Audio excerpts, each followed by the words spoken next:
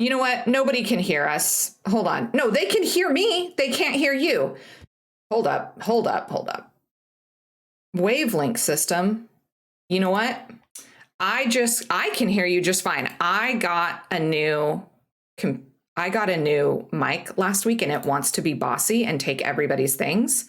So okay. They're like, clearly this is an in-person interview. You know what? I think it's working now. Okay. The last thing you did before this, the next thing you're going to do after that. So the last I did before this, on Wednesday, it's not Wednesday, on Tuesday. On Tuesday, I was on Todd's Twitch channel. That up for VOD if you're interested. And Thirsty Sword Lesbians for the very first time. It was very exciting. It was also my first homebrew. I've never actually done like a full game just that I wrote myself. I always tweak because I can't help. Sure. I have never just come right out and done it. And I don't know, it was really, really great. And then next thing I'm doing, so that's a good question.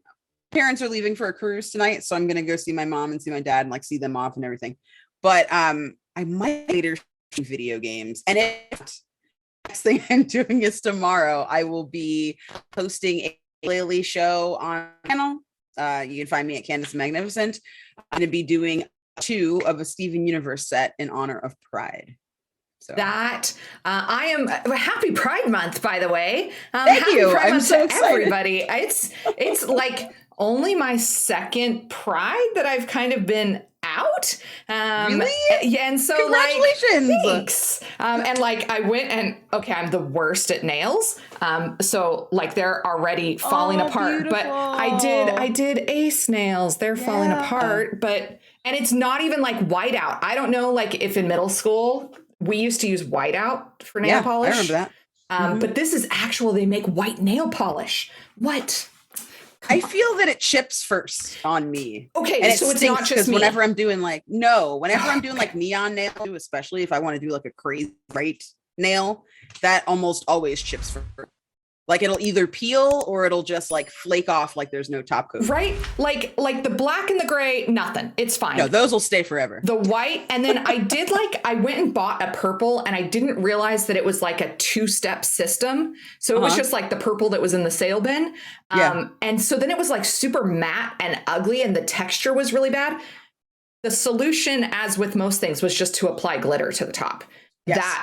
That fixes everything. That fixes everything. We're going to be very good friends. Yes, I like all this manner already. of ills. You just slap some glitter on it. That's what I do with my makeup. Sometimes it doesn't look right, and I'm just like, "Where is glitter eyeshadow?" It's all gorgeous, but like in particular, this June bug feature right here. Come on, that is gorgeous. Everybody look up TerraMoonsCosmetics.com. Terra Moons, my mod is gonna be in it. She is in fact texting me right now to start getting links.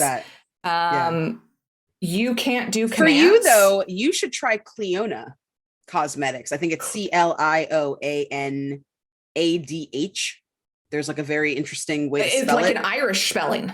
Yeah, okay. Because they're actually up north with you. They're in Canada.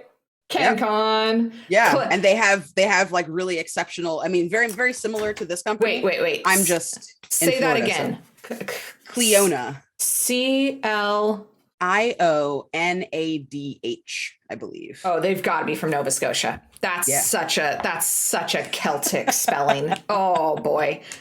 Or they're from like Vancouver, in the area where my in-laws live. There's like a 2 square block radius of Vancouver where it's just all Irish immigrants from the 60s. Ooh, and that's exciting. My husband's laughing from the other room because that's his family's joke. I love that. Okay. How did you become a nerd? Oh, man. Since birth, really. I contracted it from my mother. My mom is a very accepting person. Okay. And I remember growing up, she gave me, some pocket money or something. And I went to KB and I wanted to buy this book on tape so badly. Yeah. Oh, wow. KB toys. That. Yep. Brings it back, right? So I had the little, the little Fisher Price, like kids first microphone and tape deck. Yeah. So I had that. And I used to read all the time. And I saw a Frankenstein book on tape that had like a Frankenstein, like abridged children's version that had like a comic book that came with it. And I was like, well, I have to have this. And she was like, why do you need this? And I was like, I just like it. And she was like, well, Frankenstein's my favorite monster. And that's all I needed. Like, I listened to that book. I wasn't scared. My mom was excited. She was like, maybe you want to watch Beetlejuice. I'm wearing my Beetlejuice shirt today. Lifelong fan of most of Tim Burton stuff. Not all. Did you see, there's a new trailer. Okay. We're going to talk about that in a second. You keep talking about how you became a nerd. Yeah. So, I mean, it's been like my whole life. Like when I was 5, I used to watch Count Duckula. I used to be into Teenage Mutant Ninja Turtles. I used to love school and love learning and education. I mean, I still love school, I'll be honest with you. I love books as well. Like I'm a serious bibliophile. I have like way too many in my house. I have to buy. During the pandemic, I bought 2 new bookshelves. 2 years later, need 2 new bookshelves. Love it. For now I have TTRPG books, which is like its own problem. So I've been a nerd like literally for life. And I think like it started to be something that took me in a different direction. Like when I was in junior high and high school and things like that, I had really like-minded friends that really loved pop culture. I was a crazy Buffy nerd, all the normal stuff for teenagers back then. All the normal stuff. Yeah. Normal stuff, normal nerd stuff. And then, now like this is like a whole new like dawning of my nerddom being in the TTRPG community. Like it's been wild because so much makes sense, but I didn't expect it to, I was like, people are going to think I'm weird. And like almost no one thinks I'm weird because everybody else is weird too. So we're weird together. It's the best. It is the best. Okay. I have follow-up questions. First, were you a fantasy kid or a sci-fi kid or just whatever you could get your hands, or like R.L. Stine Goosebumps kid? Like what books? All of it. Oh yeah. I was a voracious reader. My mom started reading to me in the womb, and then I came out, talked before I could walk, very chatty, whole life. When I was like 3 or 4, I think was the first time I read a book like myself. And after that, I just never put them down. I actually had a rule in my house that if there was a rated R movie, I was not allowed to watch it until I was older. Right. But if there was a book, I could read the book. And after being asked a series of questions to prove that I read the entire book, then and only then could I watch the rated R movie. Yeah. It was very smart. It worked for me. I read Interview with the Vampire in like 4th grade. Come on. I was just desperate. Yes. Yes. I mean, absolutely. I feel like for me, it was Stephen King's It.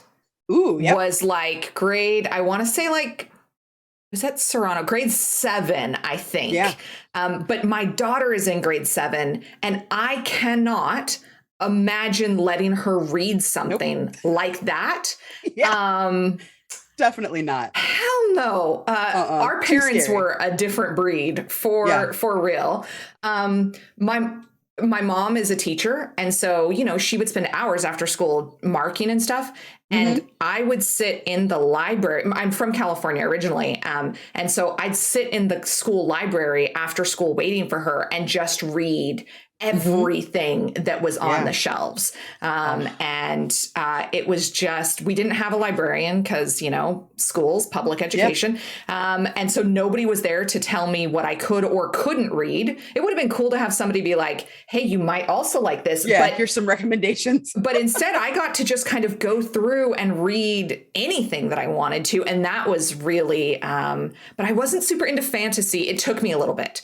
Historical fiction, all day long. There's a book that I just found recently called In the Year of the Boar and Jackie Robinson that I had read and really stuck out to me. I know that. Yeah. It was like, it's set in like, well, Jackie Robinson's playing. So it's set in like, that time period. And it's about a little girl who's a Chinese immigrant. Yeah. And I think it's the first time that I grew up in I was the only white kid at my school. Really? And I grew up in like a super diverse, very, very Hispanic, very Black area of Southern California. And I went to the school I went to because that's where my mom taught. And so rather than like take me to the school down the street somewhere else, she took me to her school with her every morning, right? And it was super great. And I remember having a lot of like experiences of like, oh yeah, everybody's a kid, and not thinking anything differently of that. Now I can reflect back and go, I probably was not included. The conversations had to have changed when I walked in because I was a teacher's kid and because I was white. Like now I understand, but at the time, I don't know that I would have picked that up. Right. But reading In the Year of the Born, Jackie Robinson. And so I just found it the other day, like The Goodwill, and I haven't read it again. Couldn't resist, I don't know if it stands up, but it's the first time that I remember reading a swear word in a book. The word bitch is in the book. And I was like, spicy, grade 4. Yes, let's go. Very spicy. Hey. Okay. Tim Burton. Let's talk about Tim Burton. Did you see the new trailer? He's just released.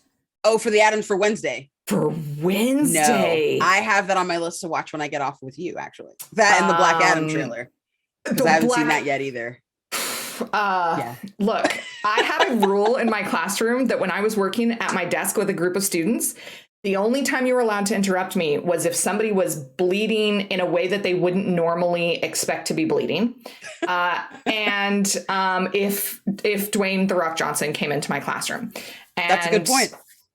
That's still my basic rule in life. If you were in Florida, you'd have to amend that because he actually walks around South Florida. My dad like went to the gym one day and like The Rock was there and he was like, hey, Dwayne. And he was like, hey man, what's up? Handshake, no problem. Yeah. Like he's a super nice guy, apparently.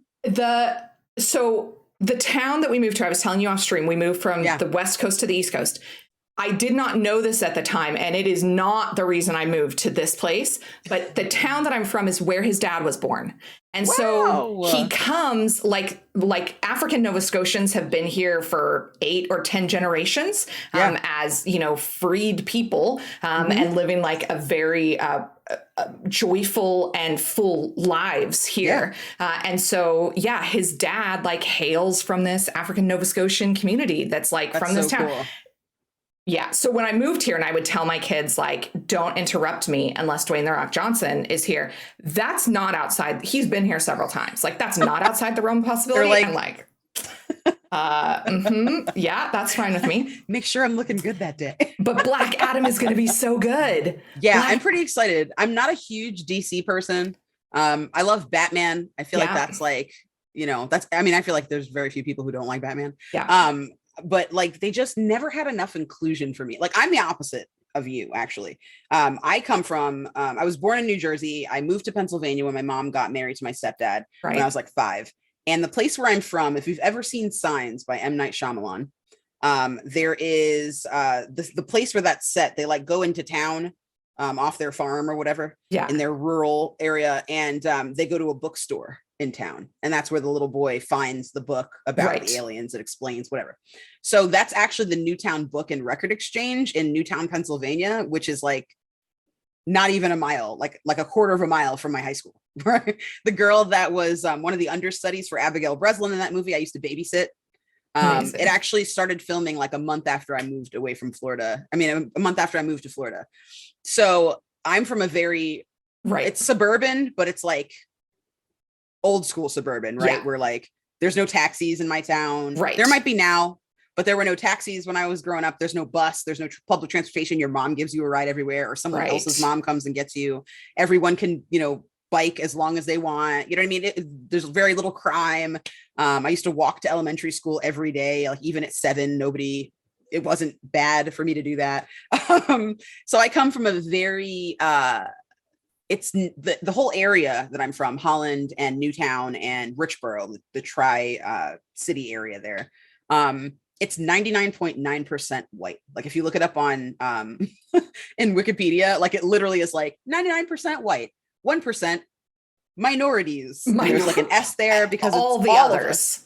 Yeah, it's literally everybody, like Indian kids, Asian kids, Black kids, Hispanic kids, biracial kids, like MENA kids, everybody is in that like tiny percentage. But what I loved about it is that I actually I had a lot of Jewish friends growing up because there's a large like Russian Jewish population and a lot of like Ashkenazi Jewish representation where I'm from. So I still had like exposure to other cultures. And then I was the exposure to other cultures for most kids. Right. Like it was me and my life experience that would teach people about the world. So like I had a very kind of opposite existence. And when I was growing up, I was just like, all these superheroes, man. Cause like I'd watch, I'd see, Superman and Lois Lane, and I'd see, Green Lantern. That was like before I ever knew about Black Green Lantern. I had no idea about Black Green Lantern for a long time. So for me, it was all about X-Men because Storm, right? Like I saw Storm when I was like 5 or 6 and I was like, well, there's no going back. Happy Pride of seeing Storm for the first time, right? Like that should have been an awakening for lots of people. Yeah, it was big. And I remember just like really being into that, but there wasn't a lot of focus on Storm because even though she's one of the most powerful X-Men, she's still a lady and she's Black. So she gets like 5th billing or something, So growing up, I was so frustrated. And I remember trying to get into comics for a long time and I just couldn't. And then I got into indie comics when I got into like my late teens, early 20s. And that changed everything for me. Like that solidified me as a forever comic reader. So what are some of your favorite indie comics? Ooh, hard question. So anything by Sophie Campbell. Okay. I cannot talk about Sophie enough. She has done some amazing work on Teenage Mutant Ninja Turtles. She actually, I think she's their current artist and writer right now. She actually added a lady turtle to the mix, as well as a really, really awesome kind of anti-hero that's now canon. She's a trans creator and she is just phenomenal. Like she and I have been friends for a long time and she's just lovely. Scott Pilgrim for sure. Phenomenal. One of my new favorites is called Moonstruck. It's about this, it's like a magical like society where everybody is some kind of adorable creature. So there's a girl that's humanoid, but she's like part werewolf. And she has like a friend that's like a cute ghost and they work in a coffee shop together. Like it's really cute. She has a best friend that's a centaur. Love. And I love Sandman. I am dumb excited for the new show. Like I'm just, yes. Okay. I have recently, I was not like a comics kid growing up because I wouldn't have really had access to them. But I've become a graphic novel fan since becoming like a middle school teacher. I've become a graphic novel fan. And there's 2 series that pop to the top of my mind. One is the Estranged series, and it's about twin brothers who were born separately. Like they're twins somehow, but they actually have different parents. And one of them lives like in, one of them was meant to be the prince of like the main civilization. And then there's like an underground civilization, but they got swapped at birth. And it is beautiful. It's beautiful. Wonderful. And then the other, I think it's 2 books so far. The third one might just be about to come out. And then the other one is the Hidden Witch series. There's 3 of them out now, and it's in this civilization, in this community, girls are allowed to be witches, and boys have to be werewolves. And there's this boy who grows up and the allegory of like the trans experience that he wants to be a witch. And being a public school teacher, if I were to put a book about a trans kid in my classroom, I certainly could. And the union, especially in British Columbia, would 100% have my back. I would not get fired for that. I would answer some unfortunate emails and I would get some pressure from some parents for sure. But ultimately I could say, I don't care if you don't like it. You can tell your kid not to read it. This has a place in my classroom. That's beautiful. But this was a way where I knew that those kids who couldn't read the book about the open trans kid, like I had Felix Ever After, which is just beautiful. Such a great book. Beautiful. And, I knew that I would have kids who couldn't read that. And so having these books really opened up so many doors and questions. And then when we got around to like sex ed and being very open and like talking about healthy relationships, the kids were making those parallels. And so the Hidden Witch series, that's a series of 3. And the same. What's the first one called? I think the first one. Witch Boy. Yeah. I have that in my Amazon wish list. Oh man, I'm going to get it. Get it. Okay. And then the same author who did that did I can't remember what the title is right now, but it's about lesbian mermaids. Oh yeah, please DM me whatever the name of that is when you find it. I'm going to. I must have that. It's so beautiful. I brought it home, and my daughter, she's in grade 7, she's 12. Snatched it. I brought home a stack of LGBTQ books for my classroom this year. Yeah. And she snatched all of them, but that was the first one that she read through and like brought back to me. And totally understand. You know, it's beautiful, and the illustrations are gorgeous. So Singles, if you could find, the first book is called The Witch Boy, and it's a series of 3. If you can find those, and then that author also it's a book about lesbian mermaids. Like, I don't know how many lesbian mermaid graphic novels there are. Not many. Not enough. Same author, lesbian mermaids. Same author, lesbian mermaids. The Witch Boy is the title of the first one. Yeah, Fusca, absolutely. Okay. What time is it? We're already halfway through. What? I told you. You weren't kidding. What was the first TTRPG that you played? Ooh, that's a complicated question. Okay. The first TTRPG I ever tried was a session with a friend of mine. Her husband, my best friend, her husband was running Dungeons and Dragons, and he was like, "You'd be really good at this. You should try." And I was like, "Sure." And we did a pickup game online. They were living in New York, and we were living down here in Florida. Right. And I was really excited about it, you know. And I like solved all his monsters, and he had to kind of go back to the drawing board because I like guessed what the plot was going to be, and he was like, "Come on." I was like, "I'm sorry." It's my fault. So he kind of like came back around, but then I got a new job, and like scheduling, right? Scheduling's always the problem. Always. So then I tried again, right? I was like, oh, I've played D&D like 3 times. I know what I'm doing. Right. So I went to work, and there was a guy that I had befriended, my friend Carl, and he was like, "Hey, I heard you say that you're interested in TTRPGs. Somebody's trying to find players for us to play at work. Do you want to just play after work?" I was like, "Yes, of course." Awesome. So I played, and like the GM was brand new, the DM was brand new. He didn't know anything. And Carl, I had no idea who Carl was. He's just the guy that I work with. That's cool. So we tried playing that. It fizzled out. We had one terrible player that was just awful and ruined everything. And we were like, scrap it. Yeah. So Carl was like, "Listen, if you guys still want to play, I know how to run Savage Worlds. I really enjoy running it. Let me come here and give you a campaign." So the first campaign I ever did and finished was East Texas University, ETU, which is a Savage World setting. If you've never played Savage Worlds, I highly recommend it. I have not. Extra fun. Oh, it's so good. It's so good. Like, there are slightly more mechanics, I think, than like in some ways than D&D.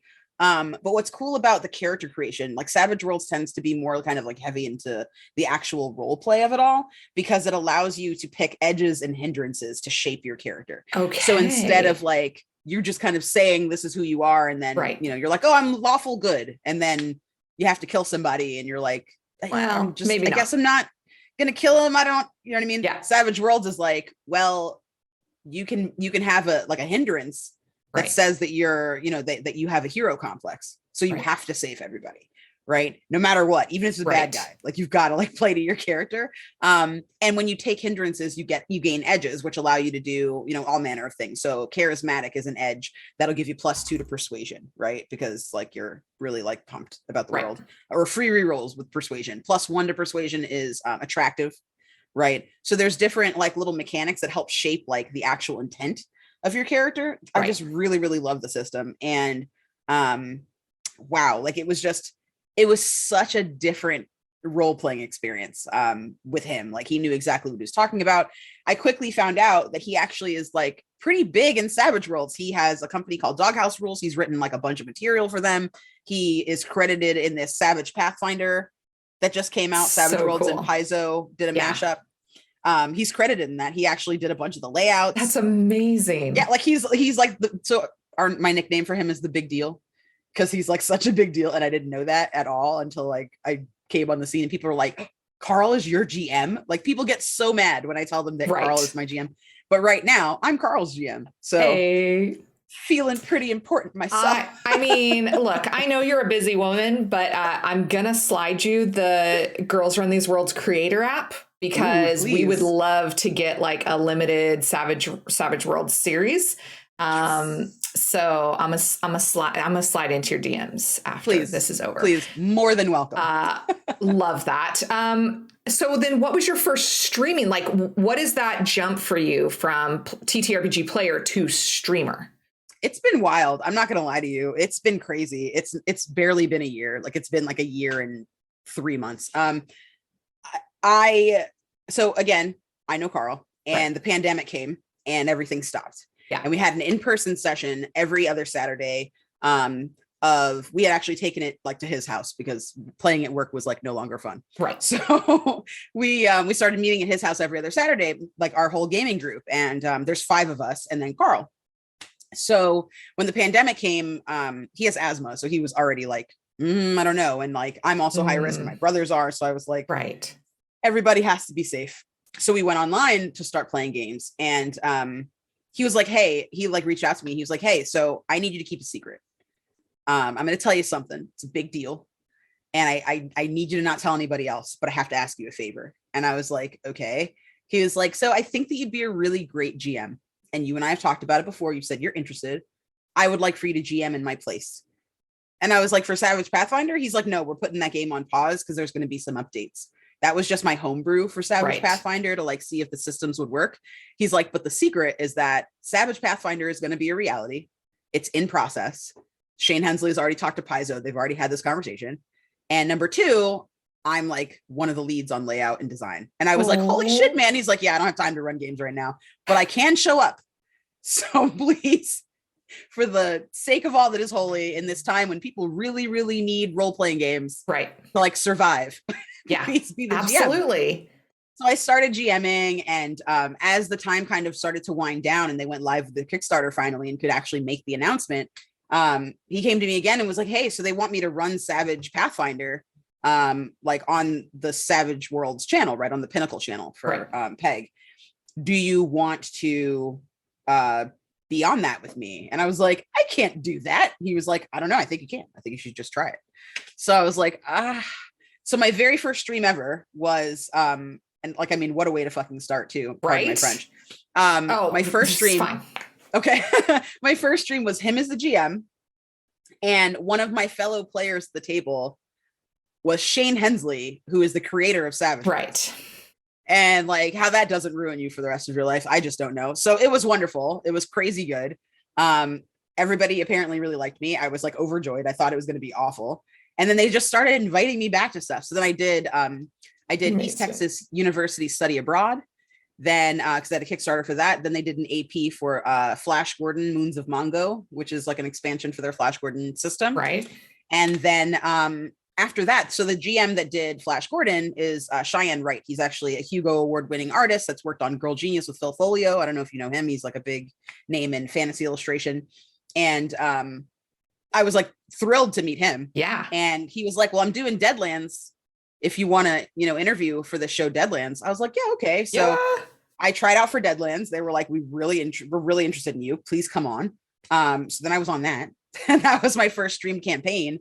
And then one of the players on that show is named Todd Moonbounce, and he and I hit it off. And now he and I make content all the time. Todd, so I have this like tenuous connection to Todd because I play with Tavernaut. Okay. I play in his current Blades in the Dark series. Yeah. And Tav did, the TTRPG for trans rights. Like, I want to say it was a couple days ago, but I know it was like a month ago. Yeah. I won a game from Todd. Like, one of the gifts was that Todd was, and then like the day that we were supposed to play, we were going to play 5th edition Star Wars. Myself and my husband woke up really sick. And so I was like, I'm so sorry. I respect that you prepped for this. Like, don't feel like, I'm expecting you to, rebook this later at some later time. And he was like, no, let's do it. We'll just find some other time. And I was like, okay, thanks, man. That's so nice. I really appreciate that. So, that is, I watch you guys and you guys all have so much fun. So I'm super excited. I'm going to get to like play with my mod here, Singlis, Ooh. and with one of my friends who's a long time, actually has only ever been a DM, picked up a D&D book, went, yeah, I think this is for me, homebrewed his own world that would put like Brennan Lee Mulligan and Matt Mercer and Abria to shame with how much detail and creativity and how real it is, and has never played anything. That's wild. And I was like, Ray, you're playing with us. You have to play something with us. Yeah. And so, so like, I'm super excited. Yeah, please definitely hit Todd up. You'll have a nice time. I'm super stoked. One of the projects that we worked on actually. So I had not played any D&D really. I had done like I said, like a smidge of Dungeons and Dragons at that point. And he was like, I mean, it's not hard to learn. I'll tell you what to roll. Yeah. You have Foundry, like just do something cool with me. And I was like, all right, well, what is it? So I get to this event. He has a podcast called Vagrant Freighters. That's on Spotify, wherever you find your stuff. And he was trying to do either a prequel or a sequel to that show. And he was like, I think I just want it to be two people and like talk about like the dichotomy of a relationship between two individuals in the Star Wars universe. And what's awesome about the way that he kind of hosts these sessions, these podcasts, is each episode, it's almost like a theater, like a masterpiece theater of the mind type of thing, right? Like old school radio shows. Yeah. So you hear things happening, people are in character, they're talking, they're playing their TTRPG, but all the dice rolls are removed so you don't get like caught up in like the crunchy parts. Yeah. And I played a Twi'lek named Tula Batunde. And so my season is called Scattered Choices. It's me and another phenomenal DM and player, Ray Zombie. And the two of us are best friends in the Minos Mestra system. And we are like kind of in this place where like the Empire is starting to descend. I think it takes place in between right around Rebels time. Okay. Star Wars Rebels. Yeah. Maybe a little bit earlier than that. It was so fun. He's a great DM in general, right? He's a phenomenal game master, but when he's doing Star Wars, like it's even cooler because he's such a fan. So there's a lot of like little pieces that get pulled in. Like, I was able to just completely nerd out when I was recording that and use a bunch of Star Wars curses. I like looked online. I'm like, Star Wars swears. Where can I find swears in Star Wars? Apparently there's whole websites devoted to how to swear in the Star Wars universe. I mean, there are in all of the other, I had one for a Firefly. Yeah, absolutely. Yep. 100%. It was so fun. So definitely, I hope you have a great time. It's going to be good. That is so cool. Is your partner a nerd? Oh yeah. And your partner like participates in all, does your partner stream? Do you guys like do these things together? So my partner doesn't stream. We've had conversations about it. He really likes that I do this and that I'm online and I have this thing to myself. He's an artist and a freelancer and a designer and stuff. So a lot of the time when I'm on, he'll like set me up. Like right now, he's like right there. He's gonna be mad that I said something. Well, I saw him like switch your background set for you and like got you prepped. Yeah, he's the best. He loves set design. On my YouTube, I do ice cream reviews, and he learned how to like do video editing and like do little animations and stuff to like do cute stuff on my YouTube. So he's really great. Like he's wonderful. And our house is ridiculous. Because we are both nerds and we're both into pop culture. When I met him, actually, I was dancing. I was a burlesque dancer at the time. And I was posing for a figure drawing class called Dr. Sketchies, which is like, you take somebody from your neighborhood. It originated in New York, but you take somebody in your neighborhood and you put them on a stage, and artists from wherever can come and illustrate or paint them. And so I was up there and I did my routine. I sang, I did my little dance and everything. Mm-hmm. And he was one of the artists in the audience. And I remember he like walked me to my car. Like we talked the rest of the night, right? Like he bought me a beer. We talked the whole time. So he walked me over to my car and he like offered me a mint from a Nintendo controller that was like a mint case. Mm-hmm. And then like opened my door for me. And I was like, oh, you're so sweet. And I like looked over at his car, and he was telling me that he was a designer. And I was like, oh, what kind of stuff do you design? He's like, oh, a little bit of this, a little bit of that. But I saw some stuff in his car. So I was like, hey, what's all that shit in the back of your car? You've got a lot of stuff back there. What is it, man? He's like, oh, I'll show you. And he opens his trunk, and like dozens of Sonic the Hedgehog toys come flying out of the back of this trunk, like new in box. Sure. I'm like, are you trying to seduce small children? Because this conversation's over if that's the case. Like, this is tantamount to finding candy in a stranger's van. Like, this is it's not a good look. He's like, no, I made these. And he like pulls up all the examples on his phone. See, I made them. Look, look, I made them. I'm a designer. So he's a toy designer. So my house is like covered. I mean, I already had a toy collection. Right. And a book collection. And then he has a toy collection. As all self-respecting nerds have. Yeah. The house I don't see any problems. I'm glad, because people are like, I found out the other day that someone I work with has a room for his toys. And I was like, what does that mean? But that's the house. That's what you have a house for. It's the house. He's like, well, my wife lets me have a room for my toys. I was like, he's like, where does your partner keep his toys? I was like, we keep our toys everywhere. We're going to conjugate some French word. Nous avons. We have. Yeah. All of the toys. All of them. People were like, oh, you've got kids. I'm like, I mean, I have stepkids that come by sometimes. Oh, is this their stuff? No. No, they're not allowed to touch. Do you know how expensive these things are? No. So expensive. So expensive. No. Yeah. Yeah. So super geeks in this house. It's a lot. And that's actually why I haven't seen the Wednesday or Black Adam trailer, because last night I was really busy and he doesn't watch trailers without me, and I won't watch them without him, so that we can compare notes. So that's why we have to wait until after this interview. That totally, look, I married a huge nerd. I remember awesome. Like that moment. First off, we've been married for 18 years. Oh, that's beautiful. And we met playing a Star Trek play-by-post email game. That's sexy. Super fucking nerdy, and I am here for it on Yahoo groups. Oh my gosh. And he played on one ship, and he had his character on the ship, and I played on a different ship. And there was a woman from Australia who played on both ships. And she was like, I want my own ship. I want to tell my own stories, because the captain is like essentially the DM or the storyteller. Right. And so she was like, would you guys be interested in joining another ship? Not like leaving this, but just joining another game. And I was like, sure, I got nothing else to do. I was like trying to repair after a bad breakup, and I was going to university and trying to figure out what I wanted to do. And he was a loser, and he was like, and she was like, great. I would actually really like if you two, she kind of set up everybody's first, like, cause you often write in pairs or partners or groups. And she was like, I think you two would really write well together. Would you guys want to write together? And I was like, yeah, sure. I'll write with anybody. You know, I mean, I don't really know what I'm doing. I played fluff characters, but I'll do it. Sure. And, we were married 13 months later, and I moved to Canada. I'm from Southern California. He's Canadian, and I moved to Canada. So look, that is like delightful. Our so like, do you guys lives, like owe this Australian lady something? Like, did she like we ask named for your our daughter after her? There we go. Our daughter's middle name is her name.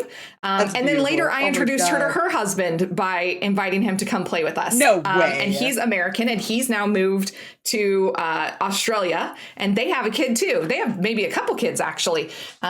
So, you know, at some point we're going to meet. Like we've never met romantic karma is what that is. Relationship karma. Our wedding had like our families, and then like a bunch of people who we had invited from kind of around the US and Canada who wrote with us and played with us. Yeah. But that otherwise we had never met in person. And like in 2003, that was like, Match was not a thing. eHarmony was not a thing. When I told people I met people on the internet, everybody knew that meant like an AOL chat room, and that's where rapists and murderers hung out. Correct. And I don't know what to tell you. Like, if you can find a nerd, find yourself a nerd for sure. For sure. That's so romantic though. It's, so I knew he was nice. Okay. So we met playing this, but the reason I started telling the story is I knew that I would marry him when he told me that his favorite TV show was The West Wing. And I was just like, I just have this very distinct memory of going, oh God, well, I don't have to worry about who I'm going to marry anymore. Like, it was just such a relief. It was just matter of fact. Like, now I understand that's autism. Yeah. But at the time, I didn't know that that's what that was. But like, so our daughter's her first name is a West Wing character, and her middle name is this woman who introduced us.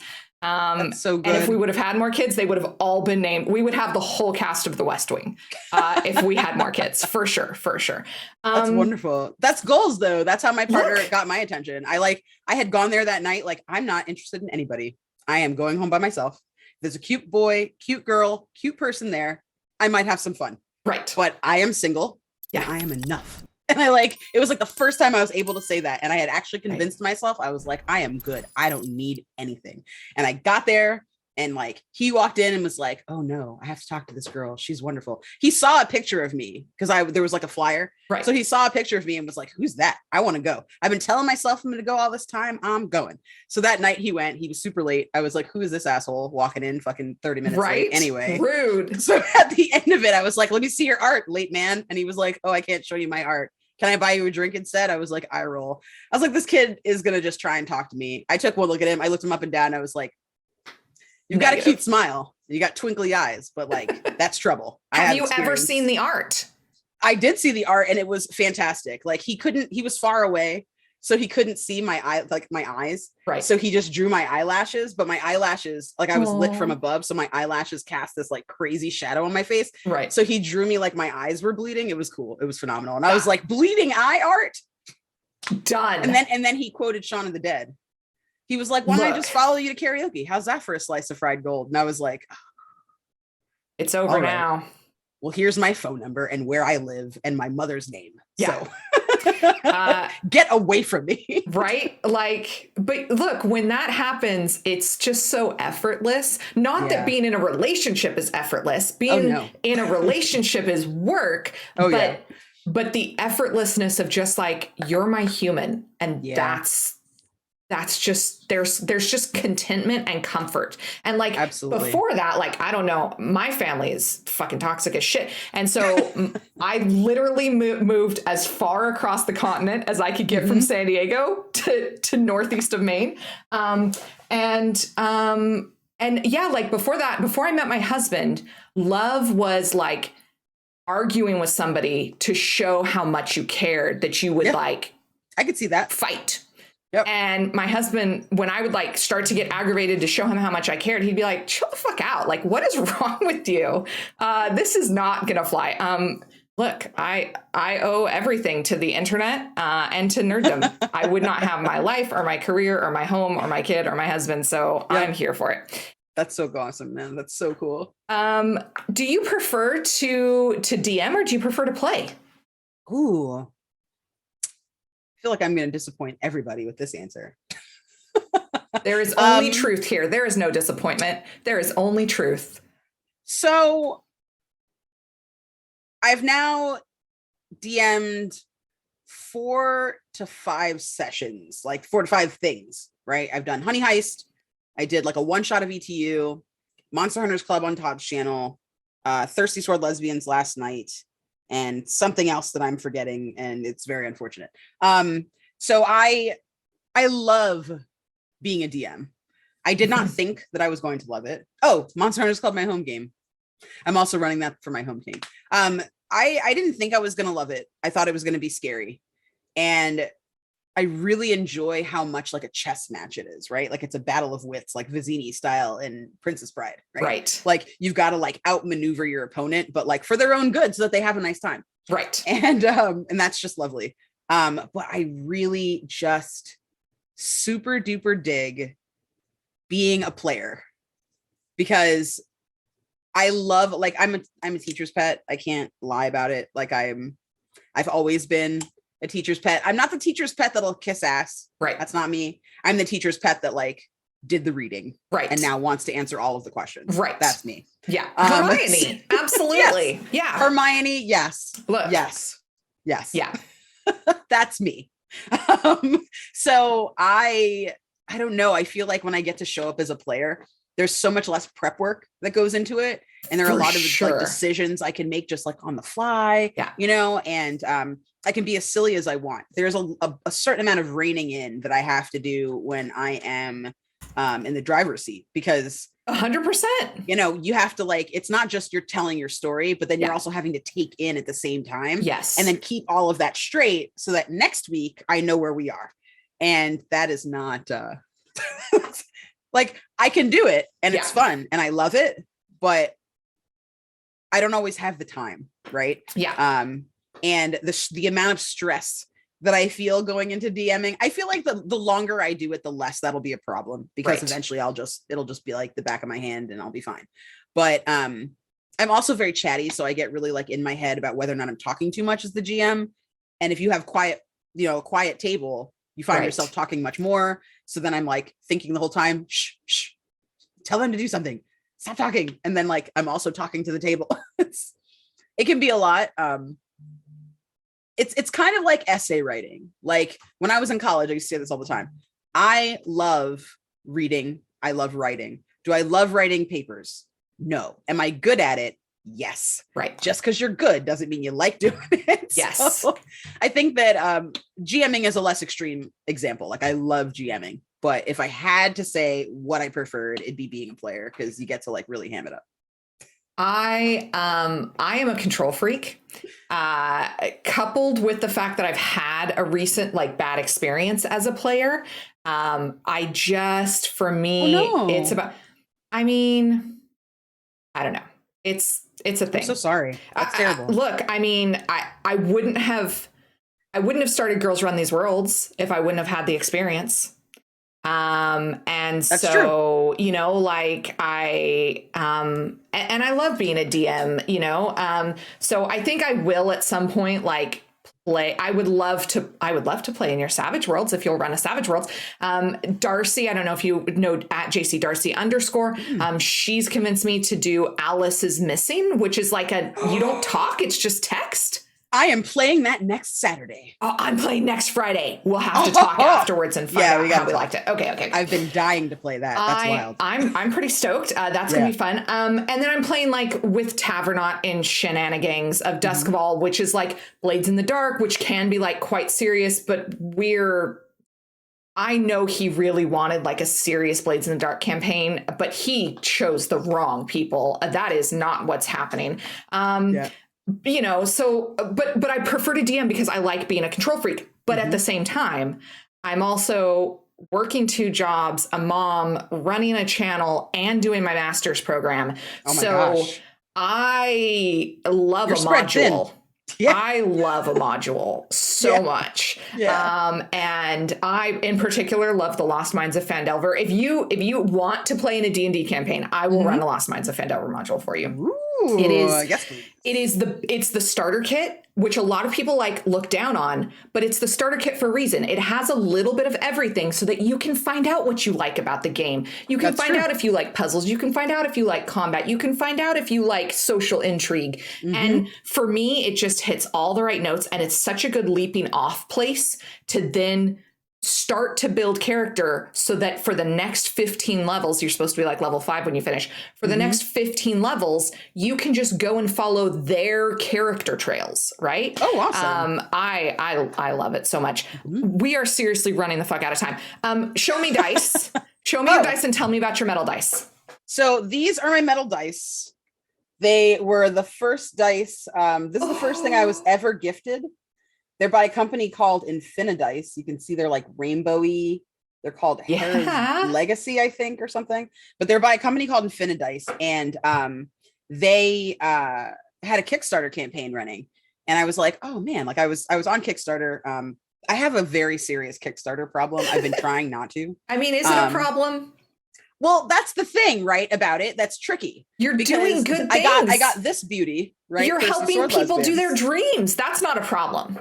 I got this through Kickstarter. I mean, you can't complain about this. No. I got Monster Hunters Club, which has brought me much success.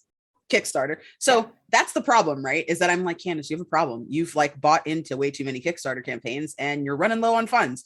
And then I look at all my shelves and I'm like, yeah, but all these games that I got from Kickstarter so far are so cool. Just do it. Just, I mean, yeah, it's out of control, really. But they were like, we need playtesters. And I was like, I can do that for you. And they were like, we want a video. And I was like, I've never done a video before, but I'm doing one now. And that was my actually first video that I ever made too for my channel. Awesome. So yeah, I am I was very lucky to get them. They did not care about my video because it was late. They didn't like show anybody. But I was proud of it. Yeah. And I wrote a bunch of posts about it, and they met and exceeded their goal. So I feel like I contributed to that, and that's fine. Amazing. I love that. And I love that you're like out there looking for like new things that you can support. Like nobody is ever going to come on here and be like, fuck Dungeons and Dragons, they're a monopoly. Like, look, the reason that they're a monopoly is because the system is accessible, and not everybody realistically has time to learn all of the different rule sets for all of the different games. Yeah. Realistically, some people want to tell a story. They need a set of mechanics. D&D makes it fairly easy. They're not necessarily the easiest. Yeah. But they make it fairly easy for a wide variety of people to do so. Definitely. That being said, I'm so much better as a D&D player because of the experiences that I've had with like the Powered by the Apocalypse messy success rolls. Yeah. That was a revelation to me. The tokens, Anne, XO Girl Wonder, is in chat right now. She's running a Good Society game, a gender bent Good Society game for us here on Tuesday nights. Okay. And she was talking about the token system and about how, actually, I don't know that it was the tokens. It was that anybody can like, it's an NPC inner monologue where you can like purchase for the DM to give you the inner monologue of an NPC. And that's awesome insight. That is like really powerful for, especially for those of us as DMs who, like, I don't know if you've read the book by Keith Amon, The Monsters Know What They're Doing. And it's this whole idea of like, the monsters don't exist just to give your players a bad time. Right. They have their own motivations and their own situations. They have their own situations. And so like, for those of us who prepare our NPCs and worlds based around that, like what a good way to reward us as DMs for doing that good work. She says it's a monologue token. Ooh. That's love awesome. That. And it's supposed to be for a PC or main character, but I'm going to use it for an NPC in D&D.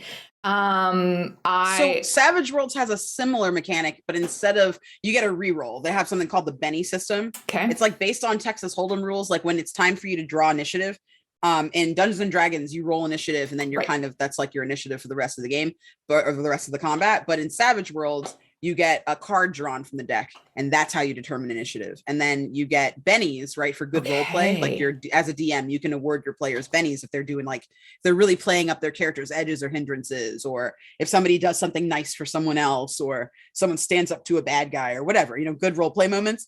You give them a benny and then they can spend it for a reroll. Or if like you're in a scene and there's like a dark cave and you're like, I would like a torch, you can spend a benny to like say you brought a torch with you. Kind of thing. So there's like a bunch of cool ways that you can use it. I love like little tasty bites like that, right? Because it like really like spruces up what you can do in your gameplay and keeps the narrative moving. Absolutely. You were showing dice and I rudely interrupted you. No, they're all just like really rad. Look at how big the numbers are. Yeah, they're huge. I love it. I love how giant. I love giant numbers on my dice. I don't know why. I have these other green dice that are sparkly. The numbers are like crazy big on these. So good. Come on. Yeah, I love them so much. I love a big number. Yeah. I'm at that age where I feel you. You don't want to be like. I've started having to do this one where I'm like having to hold it out so that I can. Especially on the D4. Oh. My friend has a new D4 where it's not a triangle. It's like round. It's just like it looks like a rectangle and it's like rounded on one end. I've seen these and like the stylist in me is like, ooh, ah. Yeah. But then like the science dork in me is like, yeah, what are those numbers like though?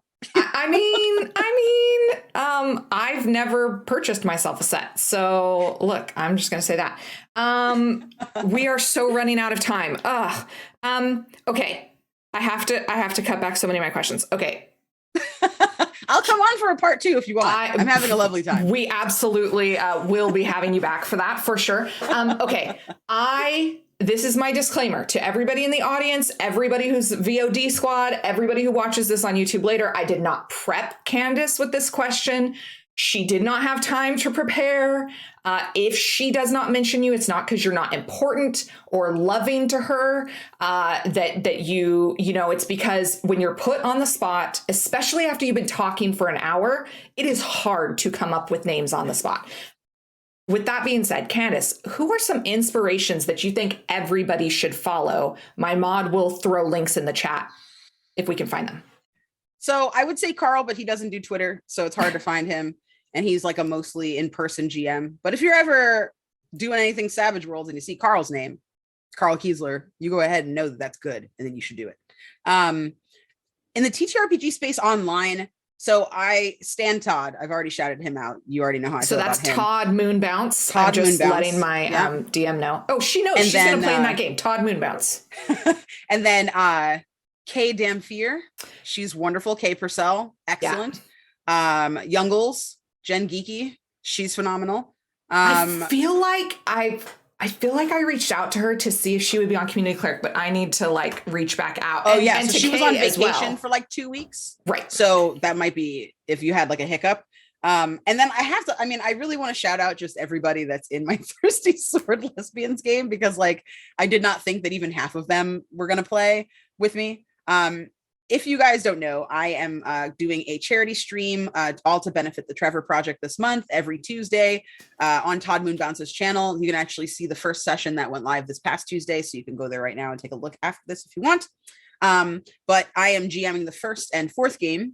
The second game is GM'd by Connie Chang of Transplanar, who I'm definitely going to shout out. They are phenomenal. Yeah. They are so cool. And they're non-binary, so I'm not sure how they would feel about, being on this channel or not, but yeah, here we are. We have men and especially like our non-binary, agender, bigender siblings. We focus our content on women and femme identifying people. Yes. So I think that they would be a phenomenal fit. They're so good. I love April Kit Walsh. She's going to be actually our third GM, the creator of Thirsty Sword Lesbians. Like I was able to get her to run a game, which is just nuts. So the first game was Aldermancy, Alex, Lizard Librarian, Morgan, Sarah, the Hype Goblin, and my fourth player was Calamity, Prince X Calamity online. All four of those individuals are so talented. They made my job so easy. I really was just terrified going into it, and it was just all smooth within the first like 10 minutes. Phenomenal people and creators. I would also shout out Maddie Matihi, also known as Piper. They're a phenomenal content creator. They and their partner, Emma Panada, they actually both, she's actually running, I think they're running, Tihi is running Curse of Strahd, and I think Emma is one of their players. Right. So really, really phenomenal people, just like excellent individuals. Shout out to B Zelda, who's going to be in our third week of games. They're also just incredible. Katiosaurus is actually going to be on as well. She's very deeply intriguing. I don't even tell you about her. She's just amazing. Yeah. And then our last game. So shout out to Carrie Smith at Carrie Smith 2012. She is a phenomenal content creator. I'm actually going to be in her Outbreak game on the 16th next week for a one shot.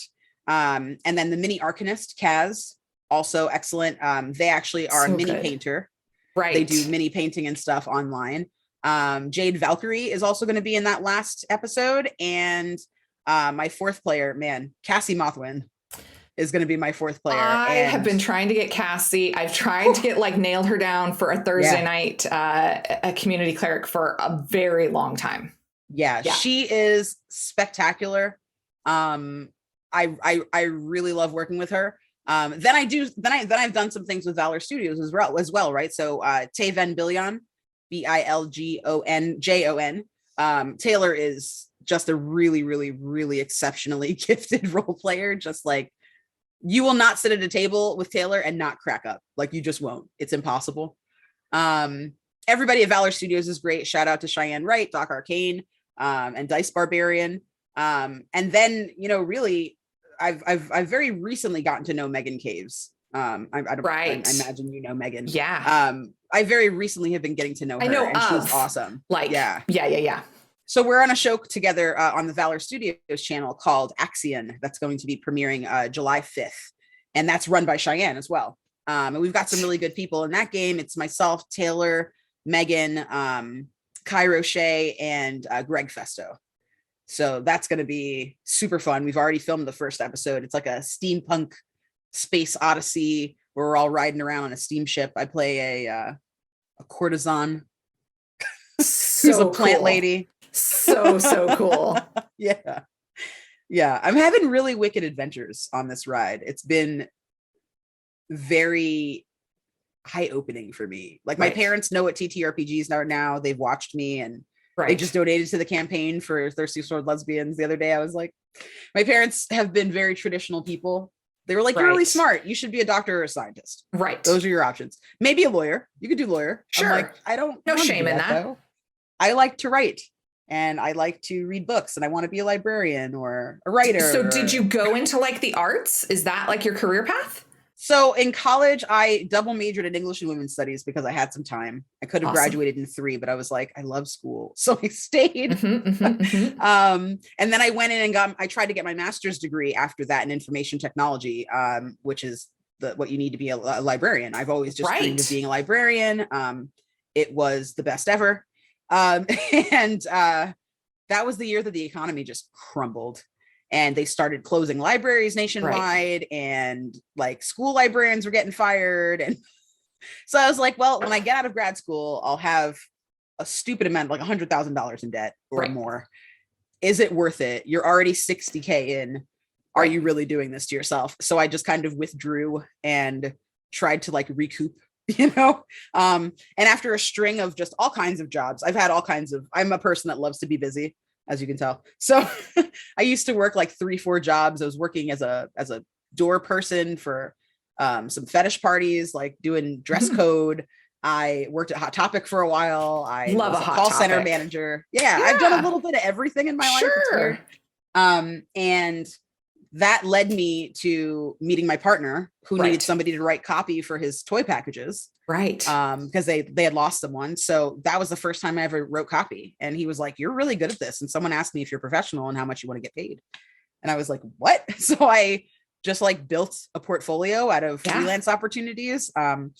And it landed me a job. I work at an advertising agency in South Florida that's one of the largest in the state. So like, it's been my life has been very strange. A lot of like really like serendipitous. Like, yeah. It's like where the wind takes you. Yeah. Semi-charmed. A little bit. Very. Yeah. I love that. I love that for you. I'm so glad that worked out. Okay. It feels good because like things were rough for a while. So it's nice that like things are smoothing out. Hopefully they stay that way because life is itself. And man, is she. Life is itself is I feel like such a good motto for 2022. Yeah. She's a complex lady. Life. Very complex. It's not always bad. Like some of the worst things that have ever happened have turned into some of like the best. Like I can look back now after going through the trauma and then the healing. Yes. Now I can look back and go, I'm so glad that happened because it really forced me to reevaluate my priorities and to make some decisions with the values that I had rather than like with the things with the stuff that I was trying to acquire, I guess is a good way to put it. So yeah. Okay. Is there, we're going to throw your links in the chat. Is there anywhere else, anything that you want to talk about coming up? I know you've talked about Thirsty Sword Lesbians all month. Yep. Anything else you want to talk about coming up? Now is the time. I'm going to look for a raid. Yeah, I mean, I've given you guys everything. I think so. Axion is July 5th. Outbreak Undead is going to be filmed on filmed next week, but it'll go live on Carrie's channel whenever she has her kind of story kind of set up. You can look for me probably in July doing masks on Todd's channel as well. And I have some irons in the fire. Insight Checked is also a phenomenal content creator, and she was actually in my Monster Hunters Club game. Right. And she actually asked me to be on her channel to run a game in August. So I got to figure out what that's going to be. Look, and I'll be on there. But and yeah, you guys, we're gonna nail you. If you guys want to see me, just follow me, and I'll tell you where I am. Us here at Girls Run These Worlds, we're gonna nail you down. We're like booking for like October, November, so you'd have plenty of time. Yes. We're booking so far out. Like we have 7 days a week programming starting in like 2 or 3 weeks. We're casting like you have no shortage of awesome people in this community. That's why. I mean, wow. Women and femme creators are amazing. And the stories that are the breadth of stories that are being told on this channel are phenomenal. And absolutely, I'm looking forward to getting your stories on here as well. Okay. Thank you so much for your time. Thank you for going over. I try to really not to be respectful, but thank you for just chatting with me. I'm having you back for a second. Awesome. We are going to raid Chaotic Wonderful, who they're kind of a newer channel. They're playing Slayer's Dust. They have some of my favorite people, including Anita the Lesbian, who is in several of our shows right now. So we're going to go over and raid them. Awesome. Thank you, everybody in chat. VOD Squad, we see you. Everybody who's watching this on YouTube in 15 years when everything should be holographic and now it just looks janky. Thank you for joining us. And thank you so much, Candace, for being here and talking to me. And it's been such a blast. It goes by so quick. It goes by so quick. Thanks, everybody. We will see everybody next week. Bye. Bye.